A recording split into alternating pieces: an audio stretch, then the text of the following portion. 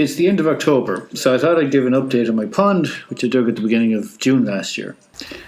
For this video, I'm just going to focus on one aspect of the pond, and that's dragonflies and damselflies, which is one of the main reasons I dug the pond in the first place. I'll do a separate video on the rest of the flora and fauna around the pond in the coming month. As well as the internet, my main source of information on dragonflies and damselflies has been this reference book. It's called A Field Guide to the Dragonflies and Damselflies of Great Britain and Ireland. It's got very good descriptions of insect behaviour and as well as really wonderful illustrations. It's also compact enough to keep in a rucksack. This isn't product placement, I bought this with my own money, but I'd recommend it to anyone trying to learn a bit more about dragonflies or damselflies. I also have this small guide from the Irish National Biodiversity Data Centre, which is very handy as well and fits into a jacket or trousers pockets. Now, having said that, I still find it very tricky to identify some of the species, and I'm absolutely hopeless at identifying dragonflies in silhouette when they're flying or patrolling over meadows or water. Hopefully during this video I don't misidentify any of the dragonflies or damselflies that I mention in it. Last year I was lucky to have a lot of different species of both damselflies and dragonflies visit the pond and garden. I placed a birch branch as an overhanging perch over the pond, and within a week of digging the pond, a keel skimmer had taken up station on the perch. I couldn't believe that the pond had worked so quickly in attracting dragonflies. Now in hindsight, that might have been beginner's luck. This year I've seen a lot less varieties of species and a lot less specimens of the insects that did show up. I don't really know why. This is only the second year that the pond has existed, so I don't really have enough data to make any useful or definite conclusion. For a start, the weather hasn't been great this summer. It hasn't been particularly warm, and we've had a lot of wet and windy weather. In those weather conditions, damselflies and dragonflies don't fly, so they could be in the foliage surrounding the pond.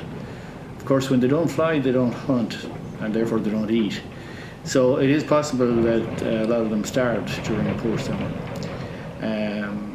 Of course, when they're in the foliage as well, they're a lot more vulnerable to predation. Another reason could be that I've just been a lot busier this year than last year, so I spent less time making observations out of the pond. So it could be that I'm just making less sightings due to that. The first species to appear this year was a large red damselfly in mid-May, when I spotted a female laying eggs in the pond.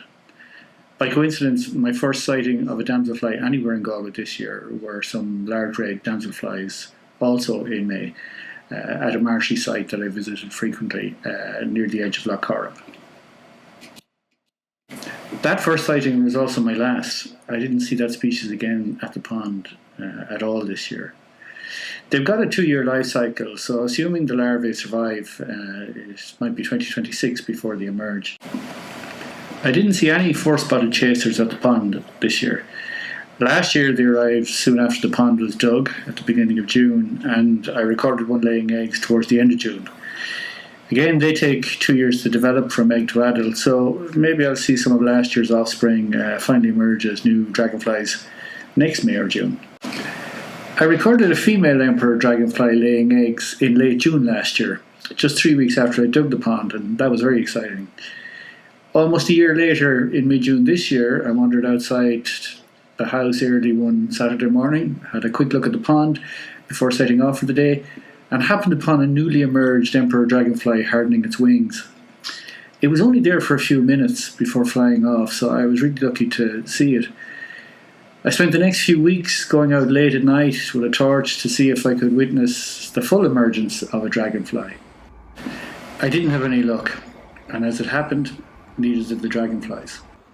My dragonfly field guide notes that emergence is a dangerous business, and not all dragonflies survive the process of transforming from a scuttling creepy crawly into a brightly coloured flying predator.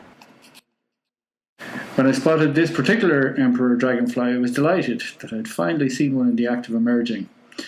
Unfortunately, it was soon clear that the dragonfly hadn't survived the emergence. It looked like it got stuck in its larva shell and couldn't free itself. The final indignity for a creature that would normally predate other insects as an adult was that the remains of the dragonfly had become a source of food for other insects, including this wasp that was feasting on its corpse. Things got worse for the remaining dragonflies. I noticed a number of dead larvae floating on the pond surface. I have no idea what killed them. They looked intact and didn't seem to have any injuries and looked about the right size for emergence. The water didn't seem to be any different either.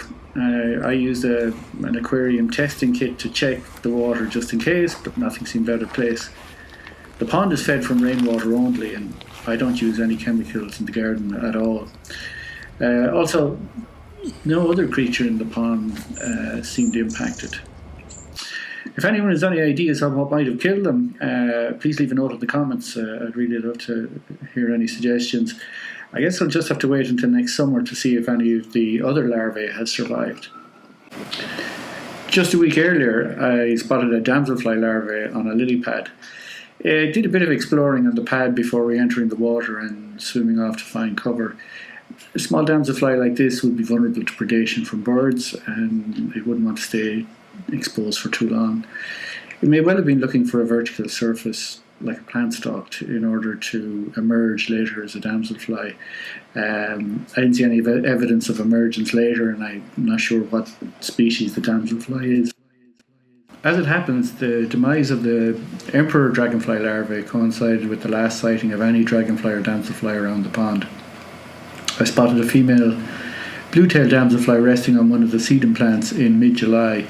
Though I didn't realise it at the time, that was the last time I recorded a sighting in the pond. I did see lots of damselflies and dragonflies at other locations, both in Galway and also Westmeath, where my parents live, so they were still around despite the weather. Last year I had common darters mating and laying eggs in early August. Damselflies were still visible in mid-August. And even last September I had a common hawker show up, and common darters were still visiting the garden until well into the middle of September. So this year has been quite different in terms of the amount of species and just number of sightings. As I said earlier, I just have to wait until next year to see if the lack of dragonflies and damselflies is a one-off thing or something more permanent. Thanks for watching this video. The next one will be out shortly. It'll be about the plants and birds that visited the pond and garden during the year. It's almost time for the annual Birdwatch Ireland Back Garden Bird Survey to begin, so I'm getting ready to start making notes and observations, and I have my feeder out. Okay, bye for now.